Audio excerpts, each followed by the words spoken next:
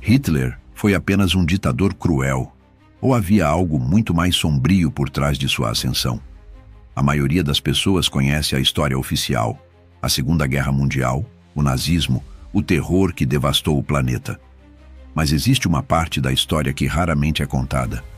Um lado oculto envolto em sociedades secretas, rituais e a busca por poderes que iam além da política. Poderes que, segundo muitos relatos, poderiam transformar um homem comum em algo quase sobre-humano. Hoje, você vai descobrir como filosofia, ocultismo e experimentos misteriosos moldaram um dos períodos mais sombrios da humanidade. E prepare-se, porque algumas dessas histórias não ficaram presas ao passado. Elas ainda ecoam nos bastidores do nosso mundo. Pouca gente sabe. Mas antes de se tornar o líder do Terceiro Reich, Hitler mergulhou em círculos místicos e sociedades secretas. Entre elas, uma das mais enigmáticas, a Sociedade Thule. Esse grupo acreditava que a humanidade poderia acessar uma energia espiritual chamada Vril, um poder oculto que, segundo eles, daria domínio e invencibilidade. Não se tratava apenas de política. Para eles, era uma missão quase religiosa. Hitler também acreditava em relíquias sagradas, objetos capazes de conceder poder absoluto. Um exemplo é a chamada Lança de Longino, a arma que teria perfurado Cristo na cruz. Dizia-se que aquele que possuísse essa lança teria poder para governar o mundo.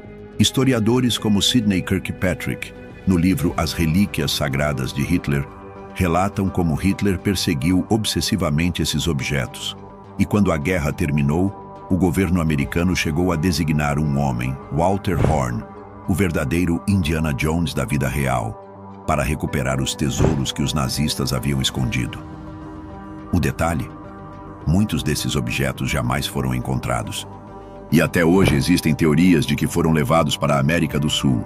Hitler não se via apenas como um político. Ele acreditava ser a encarnação de uma filosofia. E essa filosofia nasceu muito antes dele, nas palavras de Friedrich Nietzsche. Nietzsche via o cristianismo como uma moral de escravos. Ele acreditava que a religião havia enfraquecido o espírito humano, apagado a coragem e a vontade de poder. E no lugar disso, ele propôs a ideia do Übermensch, o super-homem. Esse ser estaria acima da moral comum, além do bem e do mal. Não seguiria regras impostas. Ele criaria as próprias regras. Para Nietzsche, o super-homem seria aquele capaz de moldar a história com as próprias mãos. E Hitler tomou essa ideia para si. Ele se via como o escolhido, o homem destinado a liderar a Alemanha com força absoluta. Na sua visão distorcida, a vontade de poder justificava tudo: subjugar, dominar, destruir. Mas essa filosofia já havia sido questionada. Em Crime e Castigo, Dostoiévski mostrou o preço dessa mentalidade. Um homem que acreditava estar acima da moralidade acabou consumido pela culpa, pelo vazio, pela ruína. Ainda assim, Hitler preferiu acreditar que ele era o super-homem. E essa crença alimentou o culto à força, à guerra e ao domínio que levaram o mundo ao abismo. Mas Hitler não queria apenas ser visto como o super-homem. Ele queria criar um exército inteiro deles. Foi assim que nasceu o projeto dos chamados super-soldados. Homens que deveriam resistir ao medo, dormir pouco, lutar sem parar e obedecer sem questionar.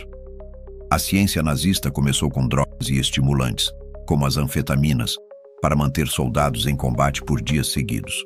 Mas não parou aí. Por trás dos experimentos estava Joseph Mengele, um nome que se tornaria símbolo de horror. Ele acreditava que a mente humana podia ser fracionada com traumas extremos, criando múltiplas personalidades. Para os nazistas, isso era uma forma de programar pessoas que agiriam sem lembrar do que fizeram. Essa ideia não desapareceu com o fim da guerra. Ela viajou para os Estados Unidos, dentro do projeto secreto conhecido como MK-Ultra, revelado anos depois pela Comissão Church, em 1973. Ali, Os mesmos métodos de controle mental foram testados em prisioneiros, pacientes psiquiátricos e até civis comuns. E havia ainda um lado mais obscuro.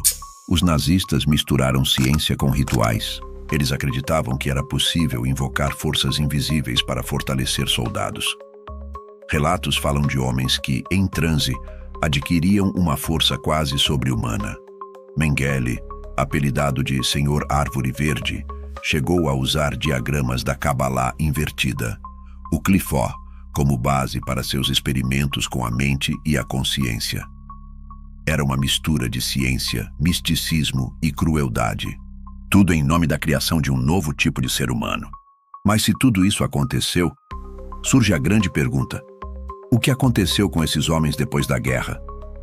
A versão oficial diz que muitos foram julgados em Nuremberg, mas a verdade é que centenas de cientistas, médicos e oficiais nazistas simplesmente desapareceram. Alguns foram levados para os Estados Unidos e incorporados em projetos secretos. Outros fugiram. Relatos apontam para rotas de fuga organizadas por redes chamadas Ratlines, que levavam nazistas para a América do Sul. A Argentina, Uruguai e até o Brasil se tornaram refúgio.